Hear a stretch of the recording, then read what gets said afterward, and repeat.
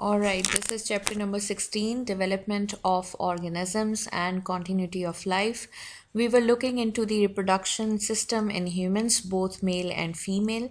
In today's lesson, we have to discuss about menstrual cycle and the role of hormones that control the menstrual cycle. First, let's see what menstrual cycle is. It's a monthly cycle of about 28 days in which one egg is released by one ovaries in female each month. Keep in mind that the ovaries will release the eggs alternatively. That is, if one ovary is releasing an egg in 1 month, the other month would be the turn of the other ovary. Menstruation lasts for about 1 to 5 days and sometimes 7 days even. It is the breakdown of the uterine lining, which is also known as endometrium. It happens if the egg is not fertilized, damaging the blood capillaries, all of which leaves through the vagina. Occurs about 2 weeks after ovulation. Keep in mind that the menstrual period varies in different women, also in the same women in different phases of the life, and it is also affected by various other factors such as stress, anxiety, mental fatigue, emotional disturbances, diet, and disease. The menstrual cycle is controlled by 4 hormones that are FSH, which is known as follicle stimulating hormone. The next one is LH, that is luteinizing hormone, and then we have estrogen and progesterone. These hormones not only control the menstrual cycle or the reproductive system in the female, but it also affects the moods and psychological behavior of females as well. It may lead to different mood swings, which is known as PMS or premenstrual syndrome, where the female suffers from emotional disturbances. Okay, now let's see the hormonal effects or the role or function of the hormones in controlling the menstrual cycle. First, we have FSH, which is known as follicle stimulating hormone. It is released by anterior lobe of pituitary gland. Pituitary gland is a gland which is located in the brain. Its role is to promote the development of follicles. If you remember our last lecture, I told you about follicles, some of which will contain the potential eggs. On the other hand, the other function of FSH is to cause the release of estrogen from the ovaries. Next hormone is estrogen, which is released by the ovaries. Its function is to repair and cause growth of the uterine lining or the endometrium after menstruation and make it spongy with blood vessels. High concentration of estrogen in the blood inhibits the FSH release, preventing the ripening of more follicles. So you see that the FSH was responsible for production of estrogen, and once the estrogen level gets higher in the blood, it will inhibit the same hormone which was responsible for its release, that is FSH. It is because of the fact that once one follicle is mature enough, no more follicles would be matured, and that would only happen if the FSH production is depressed or suppressed. It stimulates the release of LH from the pituitary gland. So we know that estrogen, which is released from the ovary, not only inhibits the release of FSH, but it also stimulates the release of LH from the pituitary gland. On the other hand, the LH function is to cause ovulation. Keep in mind that the luteinizing hormone is responsible for release of an egg from the follicle. If you remember the last lecture, I told you about ovulation, that from many follicle cells, only one cell is containing the potential egg nucleus, and the release of that egg from the ovary is caused by this hormone, which is called luteinizing hormone. Moreover, formation of corpus luteum is also the function of LH, which then releases progesterone and some estrogen. Let's see the function of progesterone now. It is a hormone which is released by the ovary. Its function is to maintain the thickness of spongy lining of the uterus wall and to keep it richly supplied with blood capillaries. It inhibits the release of FSH and LH, thus inhibiting the maturation of more follicles and also inhibiting the process of ovulation. Here I have shown you the same diagram which I drew last time in the last lecture, where follicle cells were going through maturation phase. The maturation or the growth of these follicle is under the control of FSH, which is called as follicle stimulating hormone. Once one follicle is mature enough, this will be named as Graafian follicle, and this Graafian follicle is containing a haploid egg cell. When this egg cell has to be released, it would be under the action of luteinizing hormone, which is responsible for ovulation.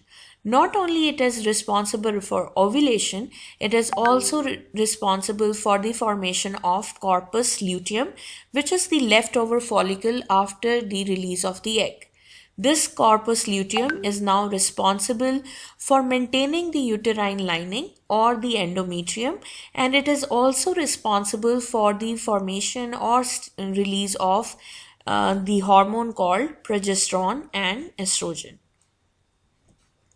Here in this cycle, menstrual cycle is summarized. If you can see here, first of all, the anterior pituitary gland is responsible for release of FSH, which cause the development of follicles. If you can see, among all the follicles, only one is maturing, and then you can see here in this step, ovulation is taking place under the action of luteinizing hormone, which is again released by pituitary gland.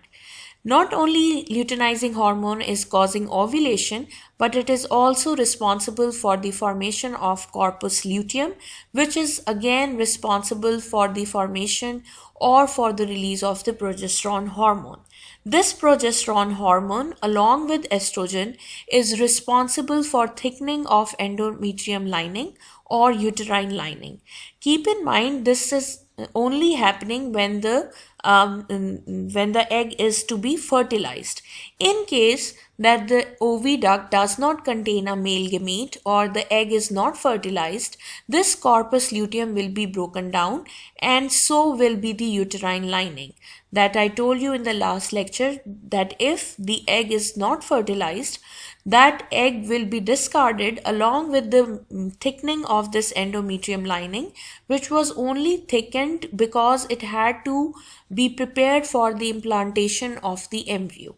So now when the embryo is not formed because the fertilization did not take place, so there is no use of this thickened endometrium lining because it is no more receiving any embryo for implantation.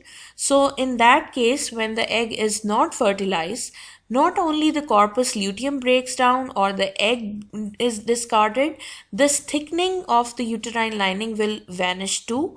This will be discharged from the vagina. This is the summary of what is happening in the ovary and uterus and what are the role of these hormones which are playing in controlling the menstrual cycle. Again, the same things are being repeated here. FSH released by the pituitary gland will cause the release of estrogen from the follicles. High level of estrogen will inhibit the release or secretion of FSH from the pituitary gland and will also stimulate the release of LH from the pituitary gland. High concentration of LH will cause the ovulation, which is the release of the egg, and formation of the corpus luteum will happen, and this corpus luteum will now be responsible for the release of progesterone and some estrogen. This progesterone will inhibit the release of FSH and will inhibit the process of ovulation as well.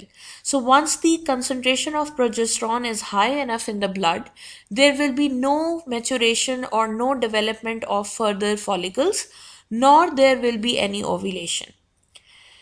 Changes in the ovaries in day 1 to 5 is the development of the follicles. while from day 6 to 13, usually one follicle matures into Graafian follicle during one cycle. LH causes the release of egg formation of the corpus luteum, and if fertilization does not occur, this corpus luteum will persist. If no fertilization occurs, corpus luteum is broken down eventually. Uterus, the changes in the uterine lining is the breakdown initially, and it will be repaired by the two hormones, that is estrogen and progesterone.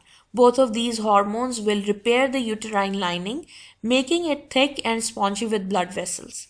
Uterine lining is thick and spongy to receive the egg if it gets fertilized. That's what I have told you in the previous slide, that the purpose of this thickening of the uterine lining or endometrium is to get the embryo being implanted into the uterine lining. If the egg is not fertilized, this uterine lining will not be maintained, the progesterone level will fall, egg along with the uterine lining will be discarded through the vagina of the female body. This is again the summary of what roles are being played by the hormones in menstrual cycle. You can see that the FSH is causing the stimulation or release of estrogen. In response to this, estrogen are responsible for stimulation of release of LH. LH is stimulating the formation of corpus luteum, which is responsible for the release of progesterone. Progesterone not only inhibits FSH, but it is also responsible for inhibition of LH.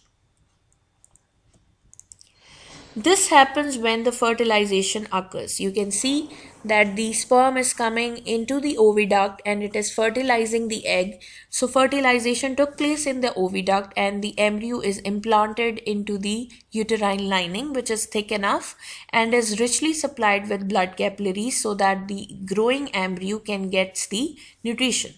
On the other hand, if the fertilization does not occur, the egg will be released and it will go into the oviduct. There will be no fertilization, hence there will be no implantation.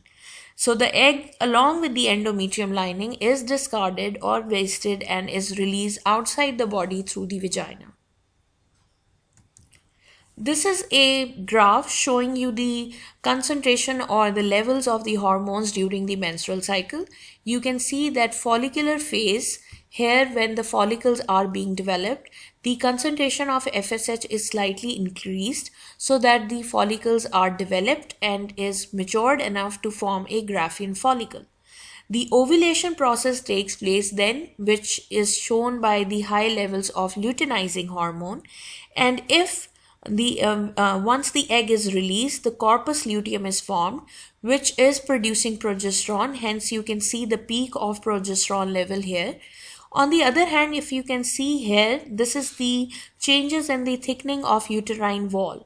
You can see that the menstrual cycle is starting from here when there was shedding of the endometrium lining, and after that, slowly this is building up again. And again it is going at the peak thickening at this stage at the luteal phase. Again this after the 28th day, the cycle will repeat itself right from the start.